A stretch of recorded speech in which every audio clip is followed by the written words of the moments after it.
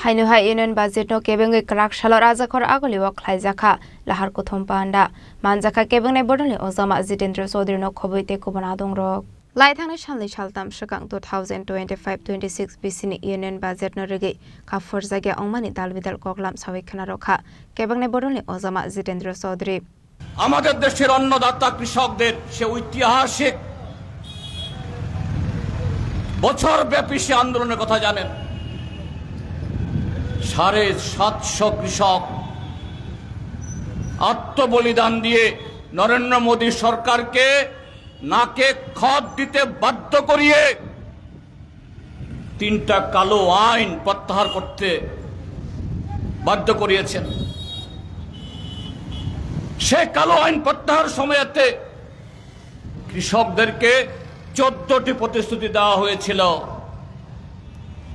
সংযুক্ত কিষাণ মোর্চা বা সম্মিলিত কৃষকদের তাদের দাবি অনুসারে মিনিমাম সাপোর্ট প্রাইস,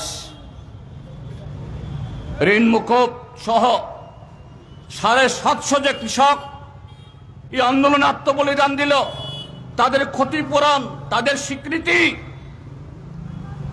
এবং এই কৃষকের উপরে গাড়ি চালিয়ে যে মন্ত্রী এবং তার পুত্র জঘন্য অপরাধ করল তাকে আইনের আওতায় আনা হবে, তাকে শাস্তি দেওয়া হবে। আজকে প্রায় 2-2.5 বছর চলে গেল। সেই 14টি প্রতিশ্রুতি লিখিতভাবে ভারত সরকারের আধিকারিক তার সিল ছাপ্পর মেরে দিয়েছে। আজ পর্যন্ত এটাকে যে মেলে ধরা হয়নি। আর সেই প্রতিশ্রুতি যদি পালিত হয় তার প্রতিফলন হবে বাজেটে। সেখানে মিনিমাম সাপোর্ট প্রাইস, সার ঔষধে ভর্তুকি,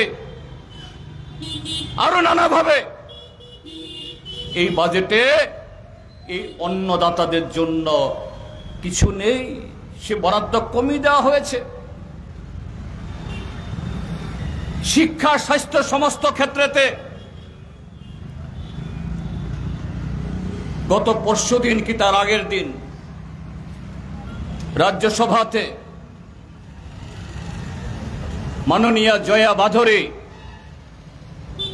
সমাজবাদী পার্টি রাজ্যসভার এমপি উত্তরপ্রদেশ থেকে, তিনি একটা হৃদয় বিদারক বক্তব্য বা আবেদন রেখেছেন দেশের মাননীয় উপরাষ্ট্রপতি তথা রাজ্যসভার চেয়ারম্যান কাছ থেকে। স্যার, হয়তো আমার অপরাধ হচ্ছে, আপনাকে আমি করজোরে আবেদন করছি, আমি বলতে বাধ্য হচ্ছি যে এই দেশের 65 ঊর্ধ্ব যারা বৃদ্ধ বৃদ্ধা তাদেরকে আত্মহত্যা করতে অনুমতি দিন, বা এদেরকে সবার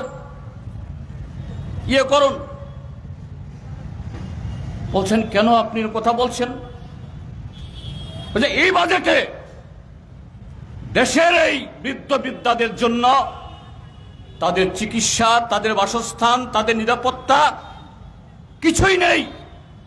রাজাখর আগলিনিসমি প্রণামনি ককথুম চিনি খরাং।